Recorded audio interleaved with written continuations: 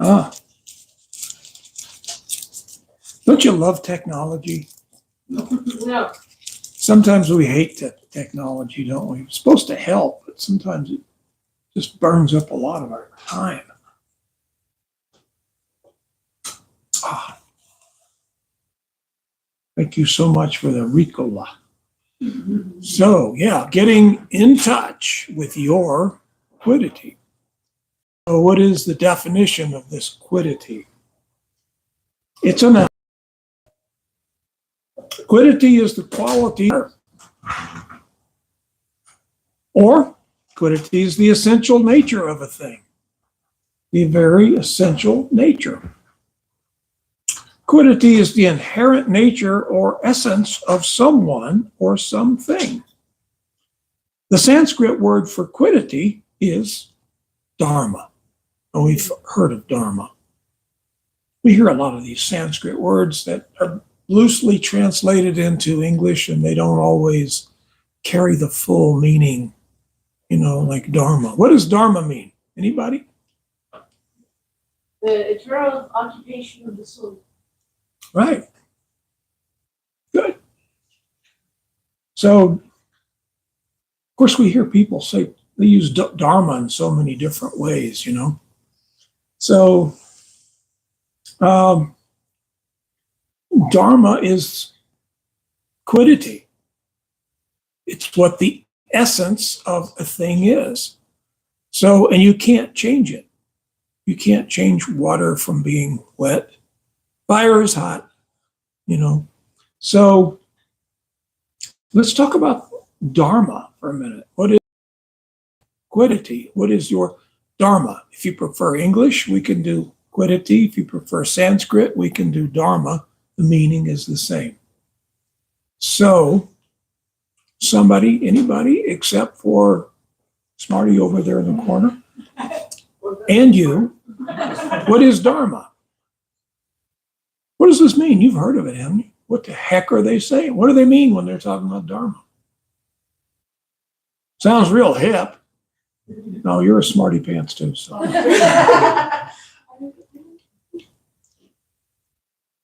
Yeah. I say it's something along the lines of being true to your nature. True. Dharma is your nature. It's what you are. So now we hear these things. But what does that mean to you in your life today? What is that? What is the value of knowing what you really are? What are you really all about? So that is your dharma. And so Krishna goes out of his way. He tries real hard to explain to us what dharma is. What is your dharma? And I think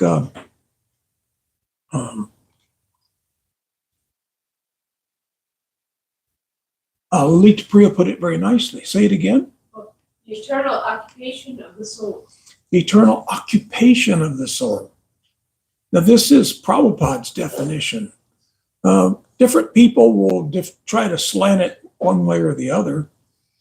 But your dharma is, what is it that you, in your liberated stage, if you were out of the confines of this material world, what would you do? What do you do? Like, what would you do? Surely you thought about this. What would you do if you didn't have to go to work? What if you didn't have to do all the things that you have to do to pay your rent or your car payment? You had nothing that was sucking the energy out of your time. And you had, except when you're sleeping, you had the rest of the whole day to do whatever you want to do. So what would you do? Go to the beach. Go to the beach. So that's our dharma.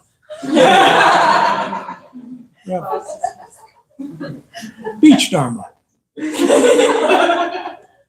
Love. It's love. Yeah. Because that's what we're trying to do anyway.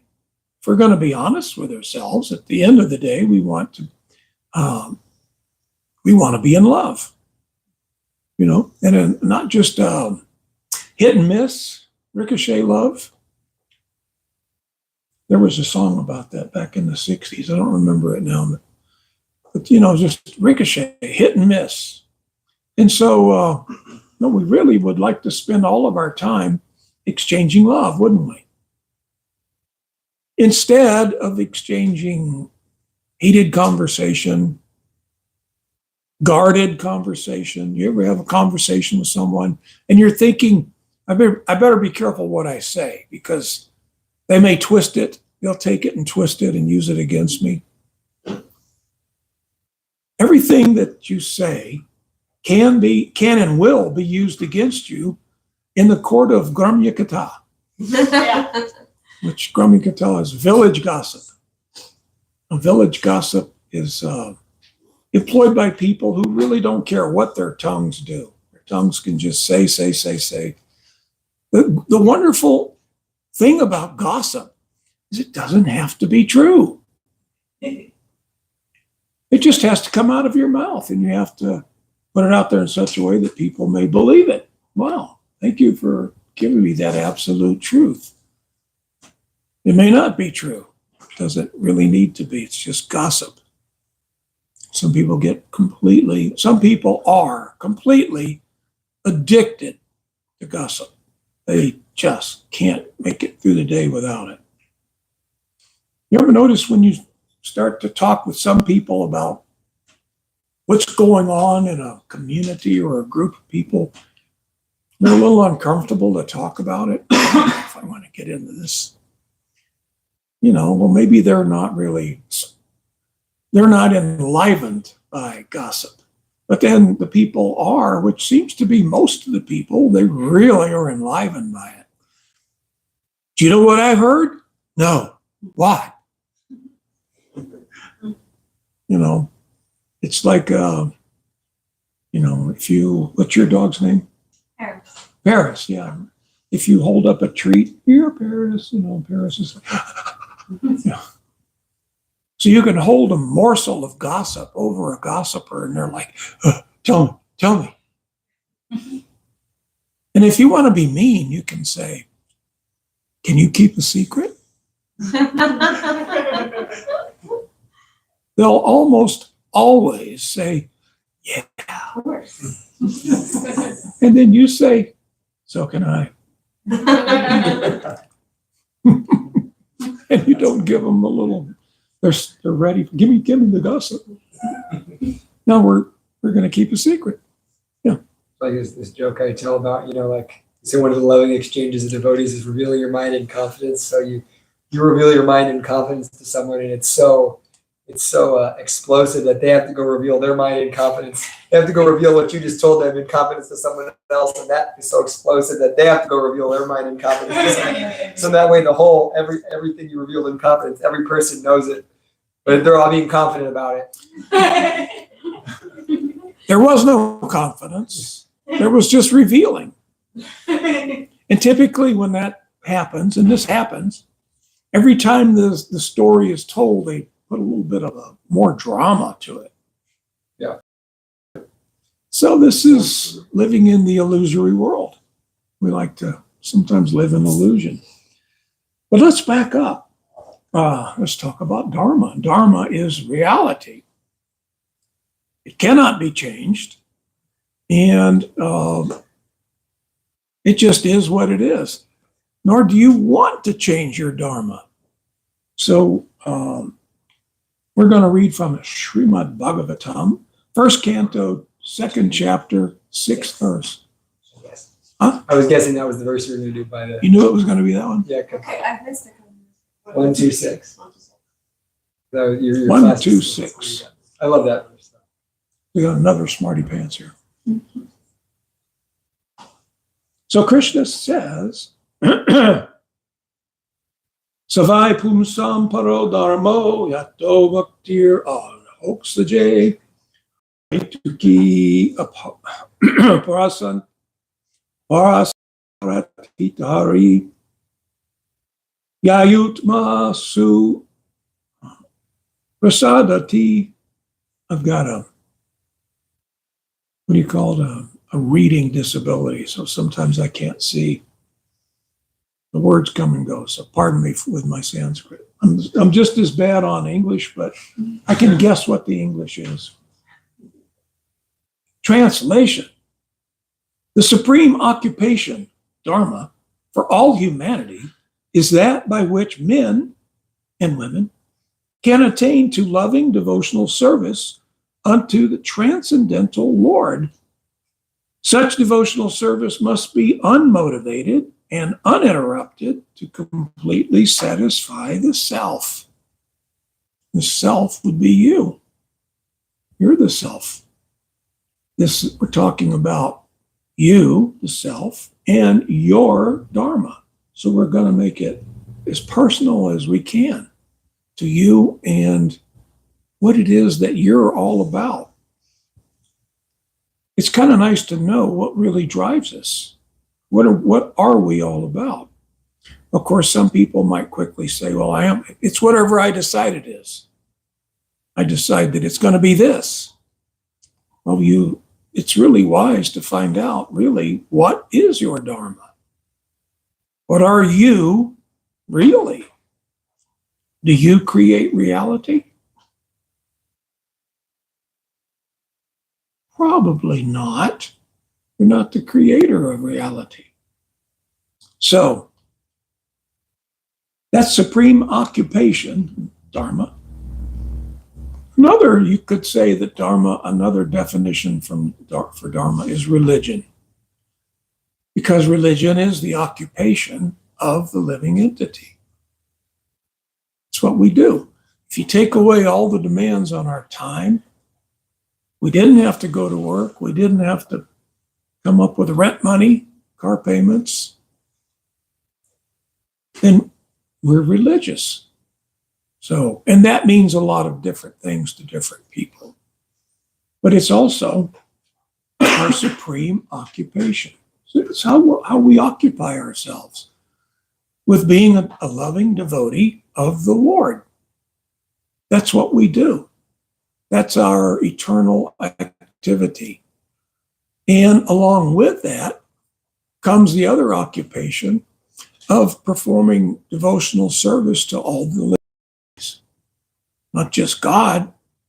It's not that we just worship the Supreme and we don't worship his children, his parts and parcels. No, that's part of our dharma too. This is what we do. So the only thing that keeps us from performing our dharma are some distractions. So what is the main distraction that we have? What distracts us most from performing spiritual activities? Huh? Our senses. Our senses. We get lost up, and we get tied up, and we don't know. Because I'm thinking that when my senses want or are making some demand on me, I'm thinking that's what I want, because I am my senses, right? Are you your ears? Yeah, maybe, sort of. Maybe, sort of. My ears are. Okay, let me ask it different. Are you your hearing?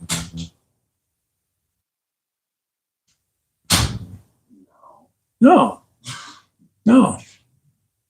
But because we're caught up in the thoughts of being this body, I identify with this body as being me. So this is me too. This is me. My hearing is me. My hearing is the way that I hear what you have to say. And seeing is me seeing you. That's how I see that's how I know what you look like. But what if you, the living entity, had senses far, far beyond these 5 senses that we know about? In other words, what if your sight, your hearing, your smell, your touch, and your taste, what if that was just a speck of the ways that you have to communicate and understand. You only accept that those senses are how you perceive the world because you think you are this body. You, the soul, you're not limited to 5 senses. Well, there's many more. There's much more understanding, communication on a higher spiritual level. But because we're caught up in this body and we believe we are the body, then I just go along with that's my limitation. So if anything is extra sensory, well, I don't know if I believe in that. I might have. I rely on my senses. So now let's think about that. If you rely on your senses, we all do, unless we transcend the senses. And these senses are the way that you perceive the world. Then who's smarter, you or the dog? Dog's senses are much better than yours. I mean, you ever scratch a dog? They like a cat, just touching a cat. Sense of touch. The dog can hear many times better than you can. You ever notice your dog can hear things outside? There's nobody there. Shut up. No. Sure enough, they're always right. They can see much better than you. Their sense of smell is, I think many dogs' sense of smell is like 90 to 100 times better than yours. So they can perceive better than you. So they know more of what's going on, right? Sometimes it seems like it because they know there's somebody out there. I can't see him. They can hear or they can see. And yet I have the 6th sense. We all have a 6th sense, and it's called the mind. So we have a human brain. And even though we don't have really good senses compared to many other living entities, we have a processing unit that can process this data much better. But we're still limited. If we identify with the body, we're still limited to these 5 portals of perception. What we see, what we hear, what we touch, what we smell, what we taste. But it's far beyond that. You are not this body. You are the living entity that drives the body. But you think you are the body, so you accept all the limitations that the body tells you that it has. Your ears may tell you from time to time, I don't hear that. Do you hear that? No, I don't hear. So because I am my ears and I can't hear that. No, you're not. And you really are not limited to these 5 senses. Is this making any sense? So when we transcend the bodily consciousness, then it opens so many doors. One, of communication. We can communicate with each other on a different level. There is a language of love. And the language of love is called in Sanskrit, bhakti, true love.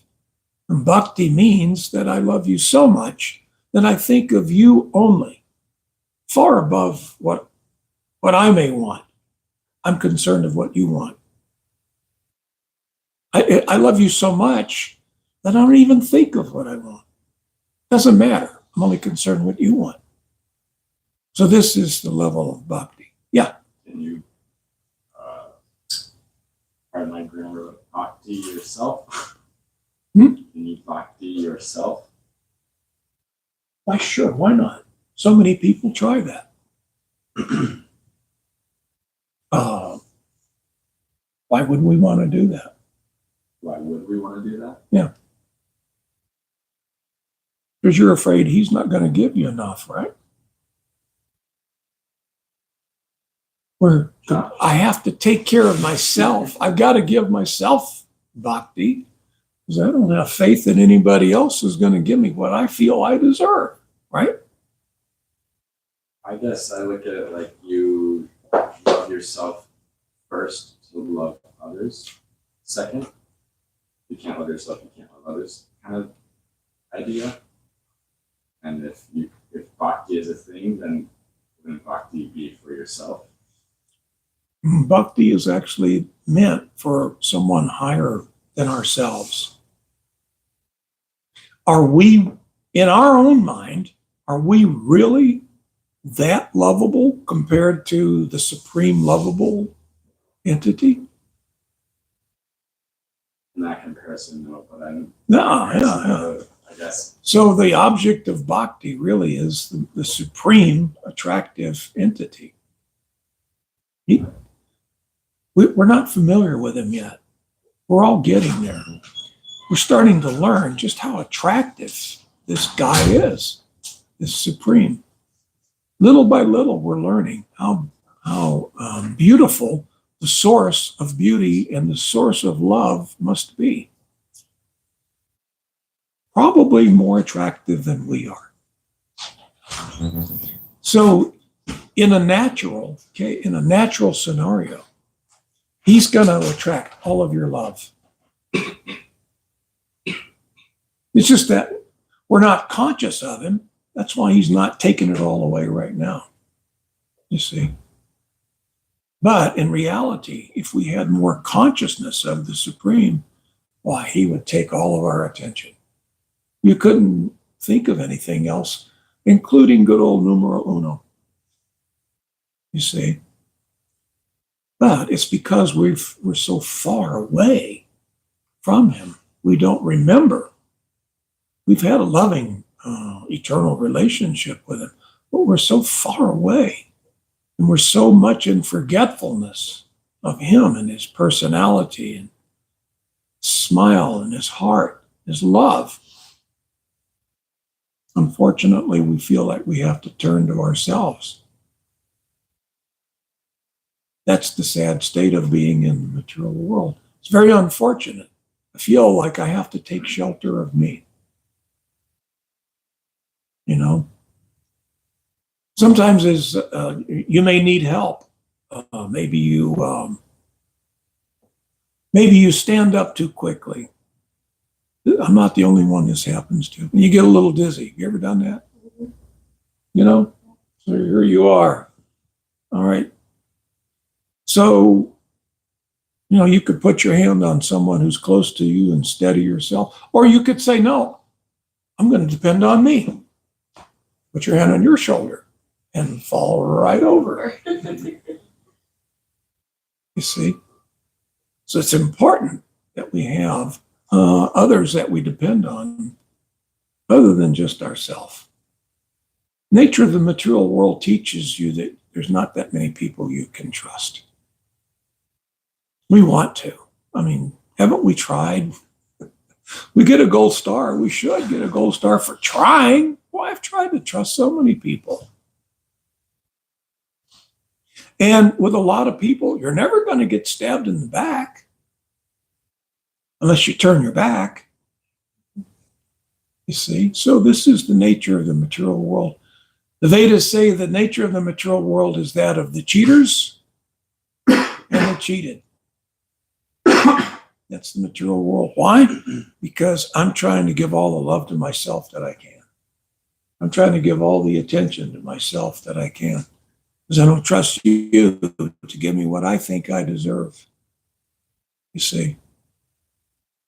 And it's because everyone comes to this material world with self-interest in mind. I got to do what's best for me.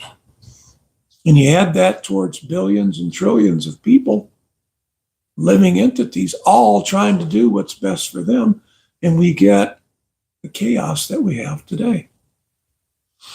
That's why, if it was in the spiritual world, do you think the people in the spiritual world that have association of Krishna, you think they feel like they need to learn to love themselves? No.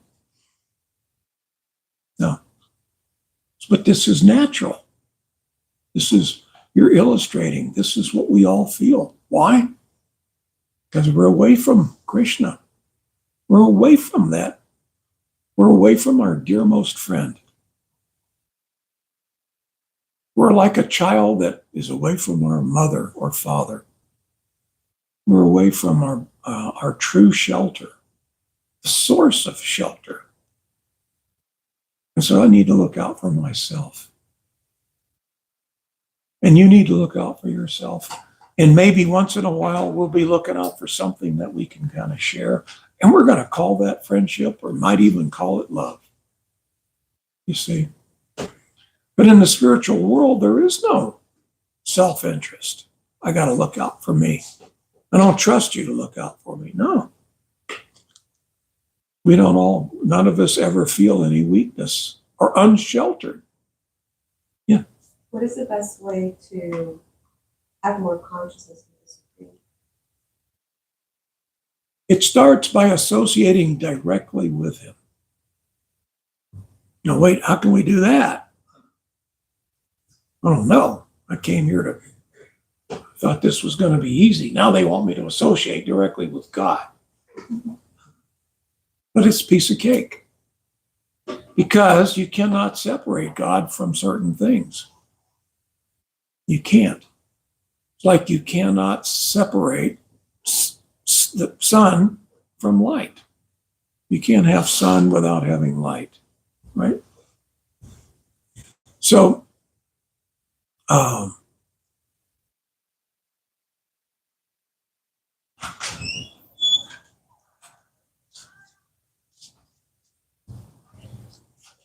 thank you so much. Oh, thank you. Stevia sugar. Stevia, wow. Is it hot? What was your question again? How do we I think it's hot. gain more consciousness with this thing? Sorry, is it hot? Like too hot? Should you wait a little while? Yeah, I'll just sip on it No, and I see. don't want you to burn it. Yeah, thank you. It's like a dragon. He can drink anything hot. What was your question again? How do we gain more consciousness with this thing? Oh, yeah. See, I lost my train of thought. That's why I write everything down. So you cannot separate Krishna from his name or all of his names. He has unlimited names. You can say Krishna and he's there. Yeah, but I can't see him, but he is. If somebody's name is there anybody in the room named Bob? Okay, so I'm going to offend Bob over there. Ready. If we say Bob, and Bob's not in the room, Bob is not here. Bob's reputation may precede him or her. You see. But when you mention that, when you vibrate that sound, Krishna, Ram, Narayan, you vibrate Krishna's names, he's there. He's inseparable from that sound vibration. So we start out by associating with that sound vibration. We chant Hare Krishna, Krishna Krishna, Hare Hare, Hare Rama, Hare Rama, Rama Hare. And then we chant some more. We always keep that going. So we want to associate with him.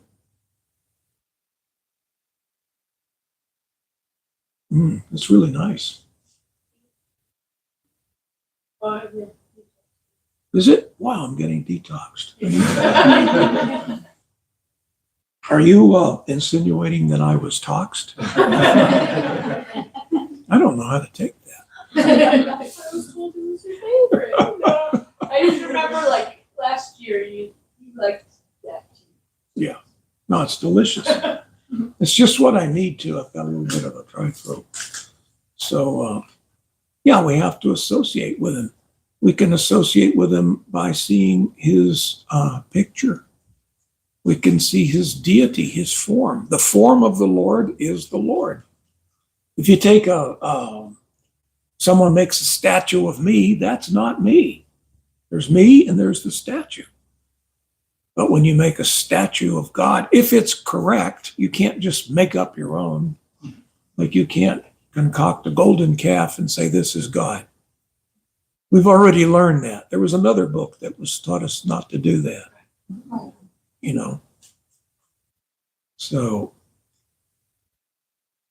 In these methods of associating with him, are you really just reminding yourself of him? Because if he's like all pervading, then would it really make a difference in his actual presence?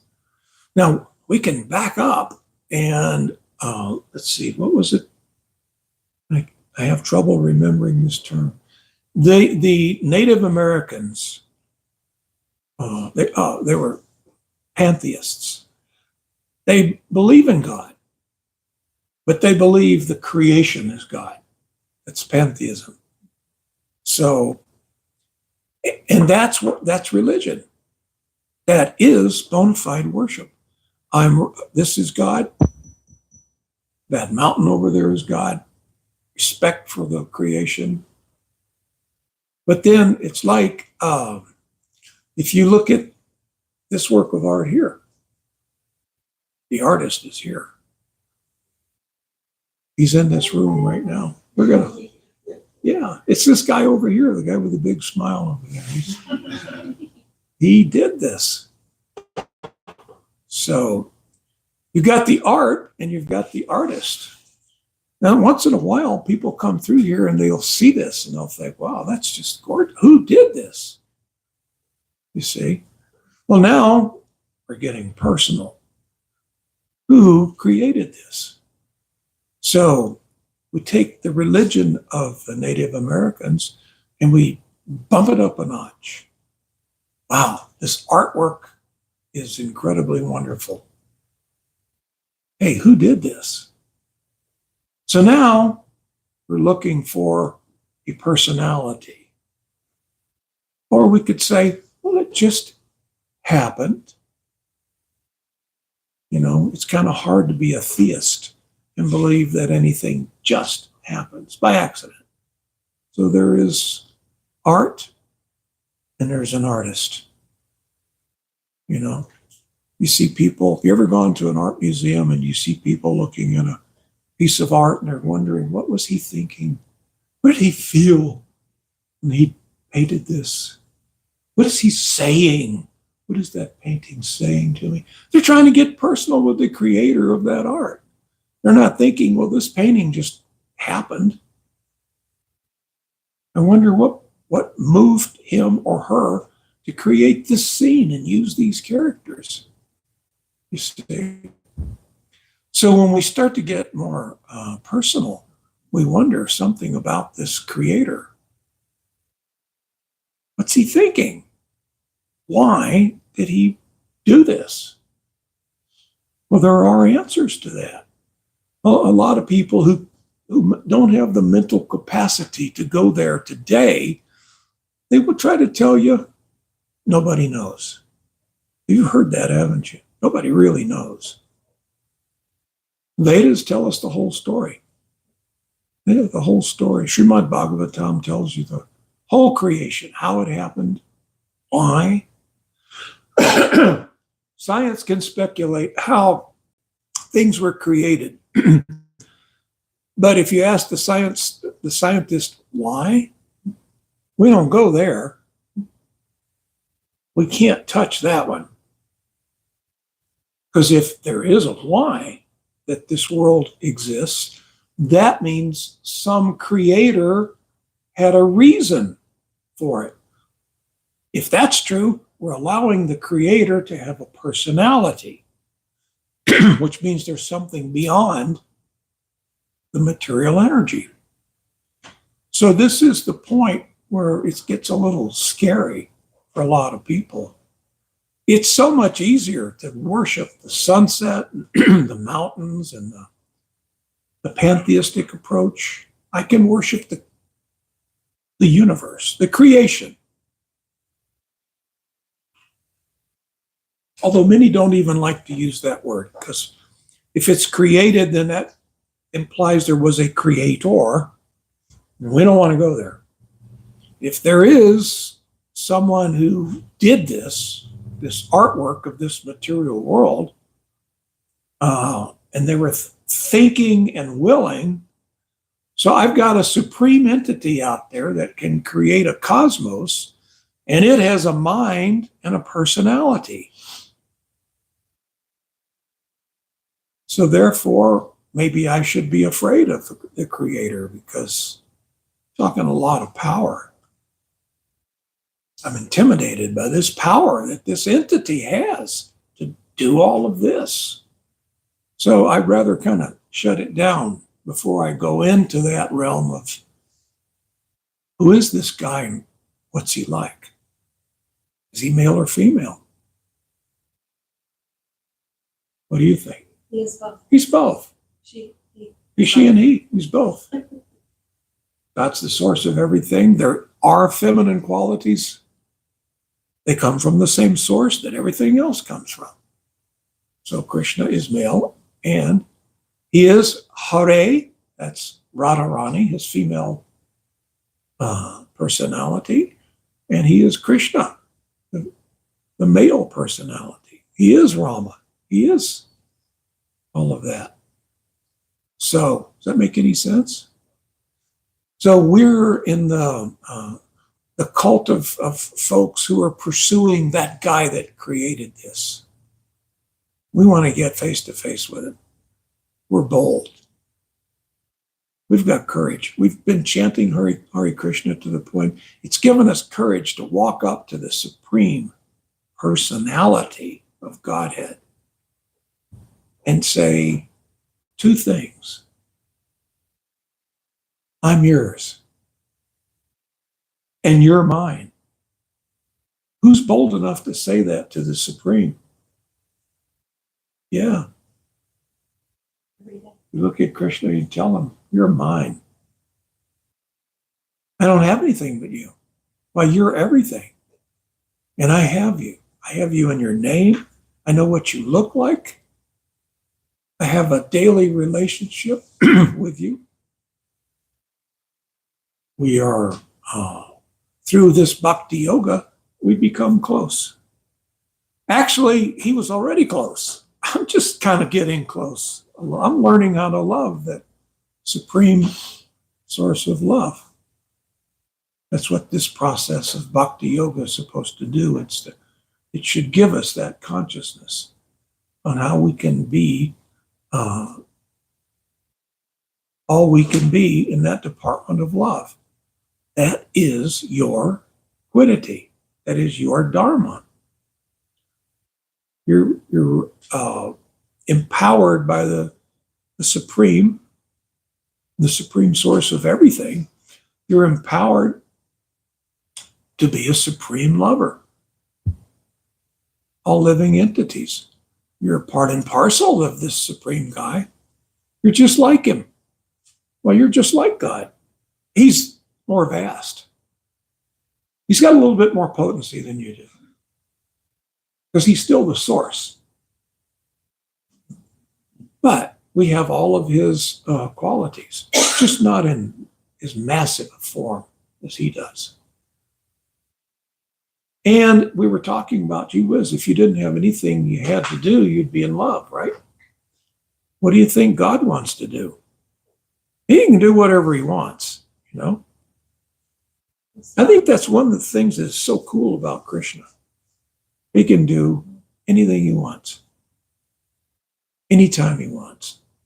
So we know what he wants to do. Same thing you want to do. You'd like to feel love all time, 24/7, 365. You'd like to feel it all the time. You would like to feel it in such a way that you don't have to interrupt it to go to work or do something else, or to go gossip. Gee whiz, we're in love right now, and I'm going to leave. I'm going to go to work. On the way, I'm going to stop to the neighbor. I'm going to gossip with him. You know, then I get to work, and the doorman of my office, we're going to gossip about sports. Hey, do you think Dallas is ever going to be back in the Super Bowl again? We're going to talk about so many useless things that have nothing to do with being in love. You've forgotten you're the object, the supreme object of love, which is the source of love. That's Godhead. And your nature, your dharma, you're empowered by that supreme source of everything to be a supreme lover. Because that's what he wants from you. It wouldn't be fair if he wanted you to love him on a supreme level. Well, it wouldn't be fair if he didn't empower you, right? Well, he's a fair guy. So he's empowered you with the Dharma. That's what you do better than anything that you do. As a living entity, you love. That's your specialty.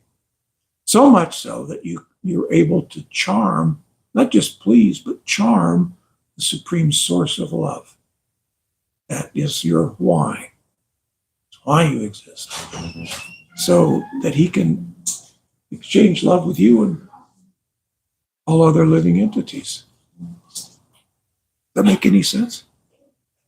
Yeah. Personalities change. Can personalities change? Your original personality is unchanging. It's unchangeable. You, the soul, are eternal. You have a personality. It's an eternal personality. But like right now, you're thinking you have a different personality.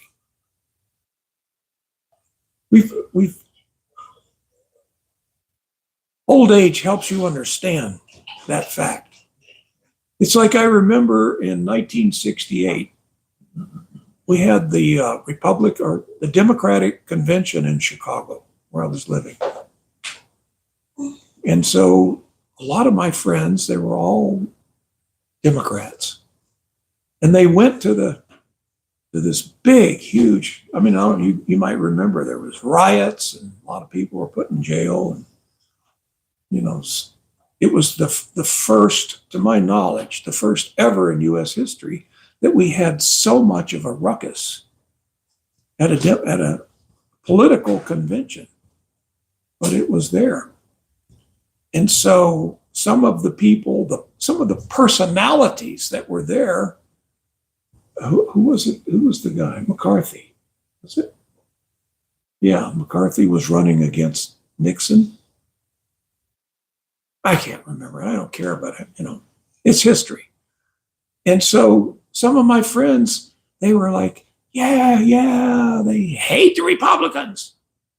We love McCarthy. We want him to be elected.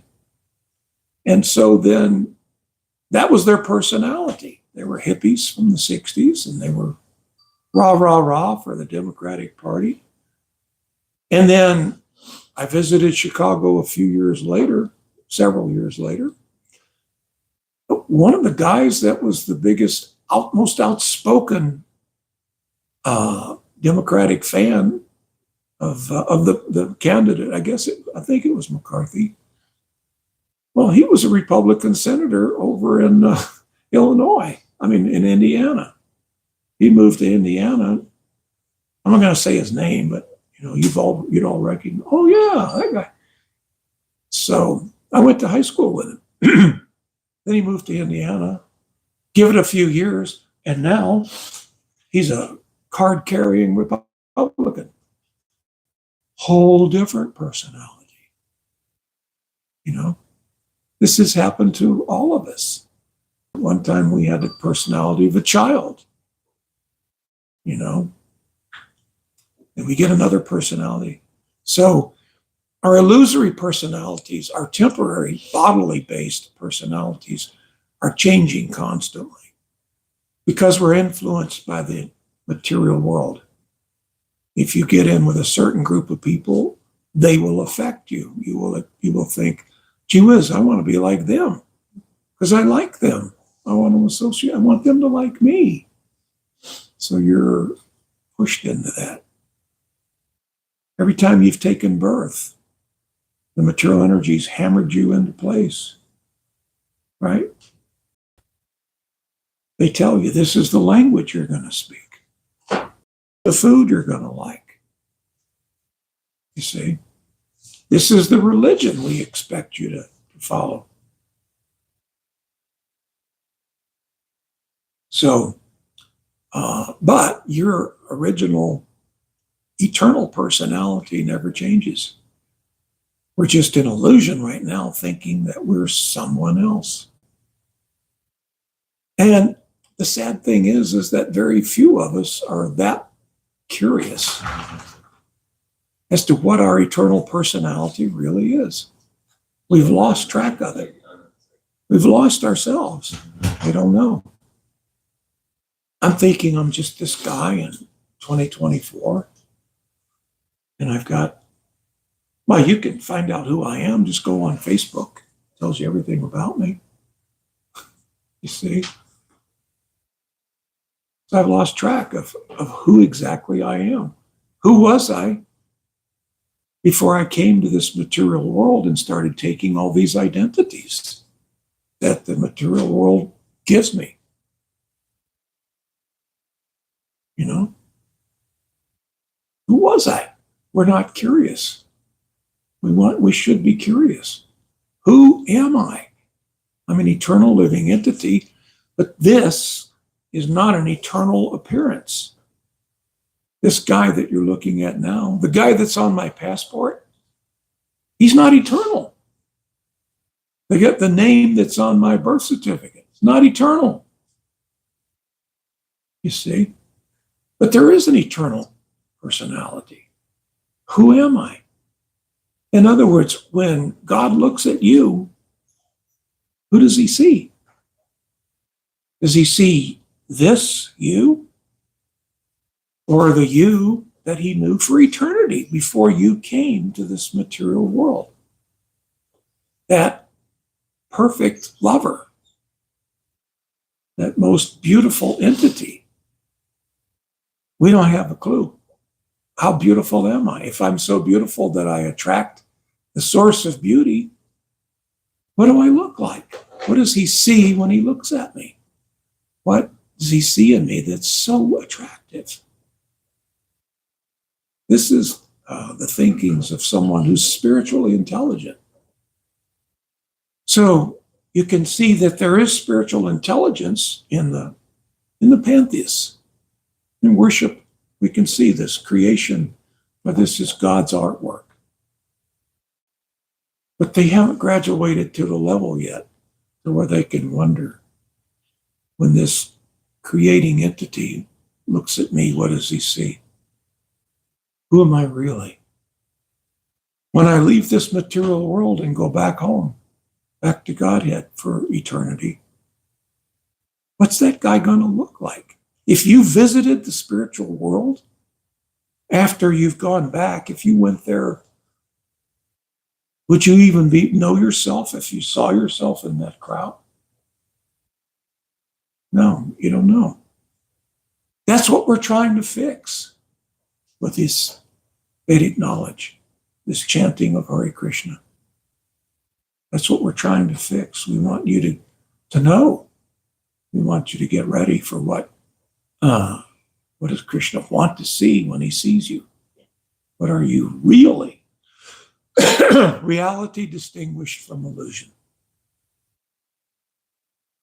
Not speculation that's better than some other groups, which is a lot. We see a lot of that. You find a group of people and their speculation is just better than the group that you're being influenced by now. Who can give you the absolute truth?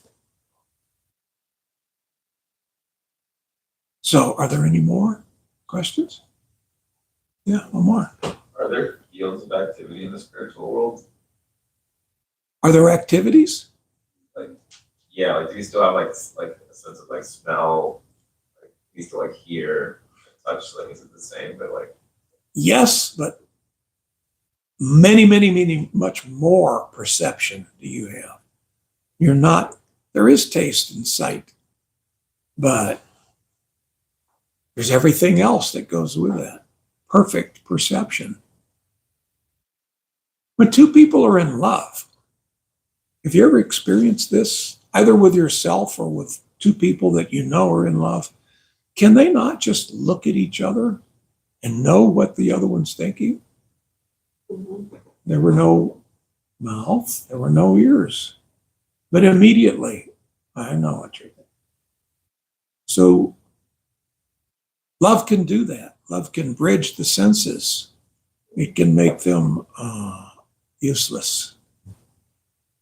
Communication between people who are in love, it's not really that necessary to say those 3 words. I love you. Well, there's a higher way of communicating that, like demonstrating it, or in your look, in your history, the way you deal with me. So anybody can say, I love you. Not many people are going to be able to show you that they love you again and again and again. You see? So, yeah, in the spiritual world, there is nothing but full communication, full perception, any billions of times ahead of what we're limited to in this material world with our 5 senses, which aren't even as good as Tatiana's dog. Tatiana's dog is much more informed than I am. Yeah, Nadia Bihari. Thank you, Gurudev. I just had a thought right now, sort of maybe a controversial question, but I thought it was interesting. Do our parents love us?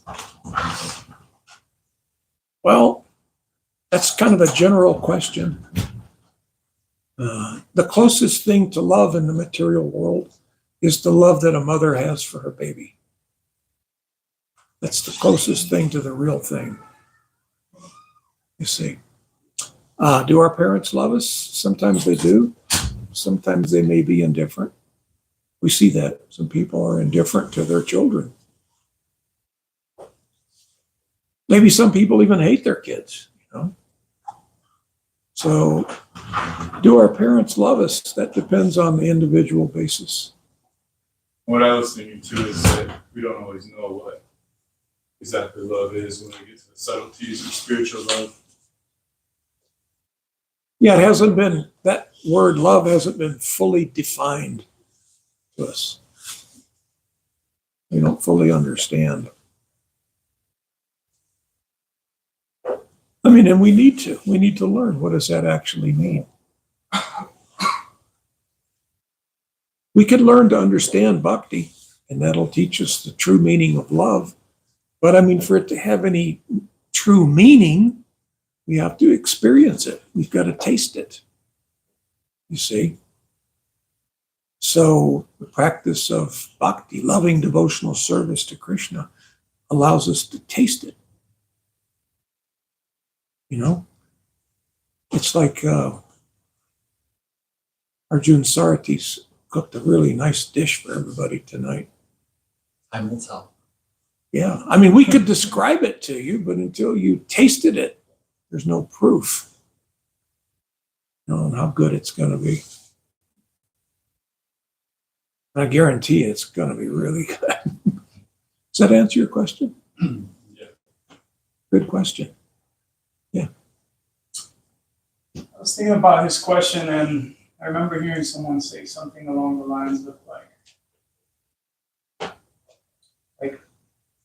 do I really love my children, or do I just feel like I want to possess my children? In a sense, when I look at them, they look like me. You know, we share the same blood. These kind of things. Like, they're obviously thinking much deeper. They're zooming out a little bit. Yeah. It's like in that grand scheme, it's like, just reminds me of that pastime of like, what father were you? Like, I've had thousands of fathers. Yeah. You know? How many millions of fathers have we had? Yeah. You know, and so, yeah, I mean, it's kind of like we don't need to go there because we're talking about material love. What do they call that? Is that an oxymoron? Yeah. We say material love, cold fire. You know, so, I mean, that may sound a little cruel. Some people would like to think, well, no, there really is love. Well, I don't know, examine it, really. We've got a world where everybody's just trying to survive. We're just all trying to make it through. We've got it easier in our country, in this America. We've got it, well, we have it easier than pretty much the rest of the world. So, and even we're struggling to survive. So that's the thing. When I travel in other countries, people sometimes think, like, well, I get in conversations with people who say, oh, the Americans got it so easy. So much money. Well, that may be true, but I'm willing to say I'm looking at a bunch of people who work pretty hard for their income, right? It doesn't just fall on you. You're not tripping over it. You got to work hard. Well, you're stressed out because of it. And you've got it better than practically anybody.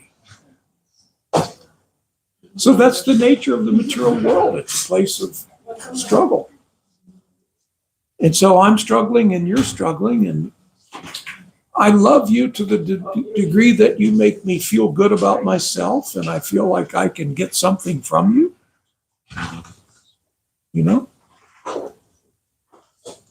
Yeah, this new person said something along the lines like, I realize I love my kids when I realize that I don't possess them. I realize I've been entrusted.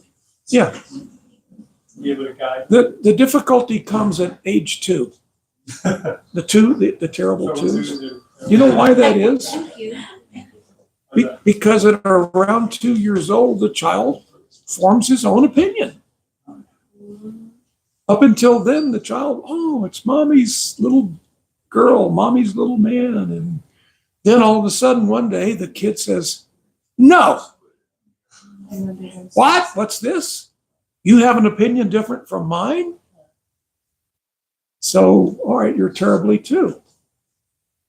What they don't tell you is that when they turn 3, the twos don't go away. When they turn 40, the twos are still there. Yeah. Yeah. Can you talk a little bit about the difference of dharma and passion for like your work, for example? Because a lot of times we say, this is my purpose. I'm supposed to help organize and I love it. Or, I love meditating with people and teaching and, being able to share that. So there's a difference between them, but is there like a merging a little bit, or what are we doing that is? Well, there's what you're describing is a difference between what I want. And I'm thinking I want it because my mind is telling me this. It could be that my mind is telling me to want to excel in something because he's doing it.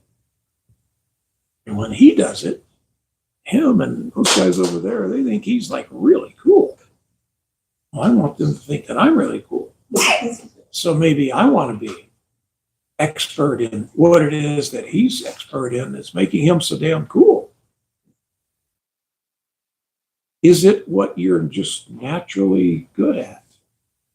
And sometimes if we let it alone, it'll manifest. Something that you're very, very good at will manifest. Kind of difficult in the material world because there's so many people that want to excel above you. I kind of hold you back because I don't want them to think you're that hip. I want them to think that I'm really hip. I want to be the center of everyone's attention, not you. So you're doing this. Well, I got to find something else that's really hip and really cool to get the attention. So I'm not even pursuing what I really am. What am I really good at? Dharma cannot be changed. Can't. There's varnas and there's ashrams. Ashrams are the definition, the English definition to that Sanskrit word ashram, and we've all heard that. We've heard it thrown around. Ashram means a place of spiritual advancement.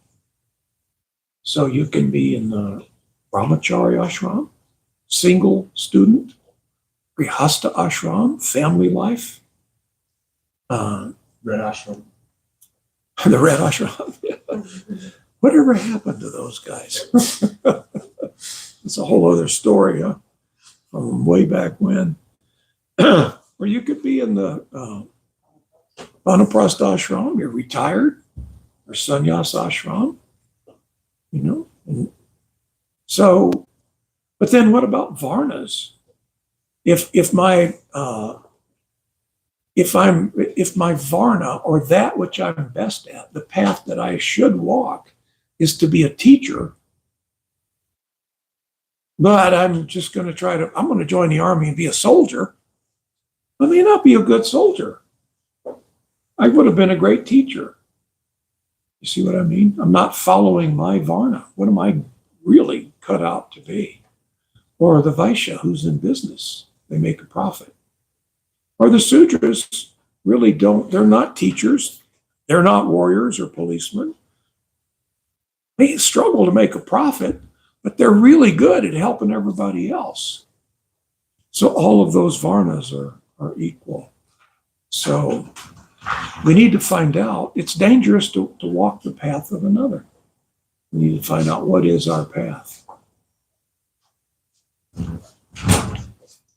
Yeah. Is that one of the ways they can kind of merge? Like she was asking is, so like say, you know, your Varna is a Brahman, and you're, you know, geared towards teaching, but this person has an affinity for the military, family history in the military, then like maybe that person might be a soldier and become a drill sergeant. And they're teaching, you know, now like military science, and so they're fulfilling their Varna, but it is in a way that is congruent with their history. Yeah, the military needs lots of teachers. And so those people are there to support the fighters. It's the fighters that, you know, like the people who drive trucks. They're truck drivers, but they're in the Army or the Marines, and they're hauling ammunition or supplies. They're not actually on the front lines being a soldier, but they're assisting. So within the military, maybe they're Sudras. They're not Kshatriyas. So that could be. All right. Are we gonna, let's back them out. Who knows how to turn this guy on? Oh. To the rescue. All right, thank you so much. All glories to Srila Prabhupada.